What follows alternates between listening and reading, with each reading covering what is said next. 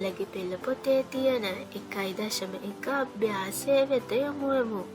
පහත සඳහන් දෑ අතුරින් වෘත්තාකාර හැඩය දැකිය හැකි වස්තු තෝරා ලියන්න.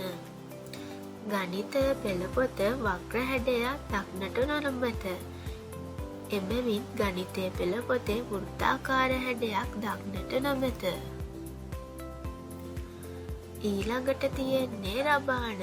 රබානයේ මේ දාර වක්‍රාකාර හැඩයක් ගෙන තියෙන්නේ. එහෙනම් රබානයේ වෘත්තාකාර හැඩයක් දක්නට තියෙනවා. ඊළඟට ක්‍රිකට් පිත්ත. ක්‍රිකට් පිත්තේ බෝලය වදින තැන නම් වක්‍ර හැඩයක් නැත. හැබැයි ක්‍රිකට් පිත්ත මිටේ මෙන්න මෙතන අපට කුඩා වෘත්තයක් දැක ගන්න පුළුවන්. එහෙනම් ක්‍රිකට් පිත්තද වෘත්තාකාර හැඩයක් දැකිය හැකි වස්තුවකි. ඊළඟට අපි බලමු පෙනේරය.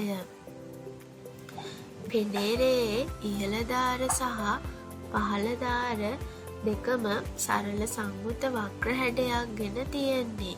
ඒ කියන්නේ පෙනේරයද වෘත්තාකාර හැඩයක් ගෙන තියෙන්නේ. ඊළඟට තියෙන්නේ කුල්ල.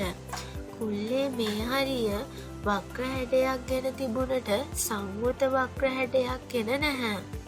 ඒ අනුව කුල්ලේ වෘත්තාකාර හැඩයක් නැහැ.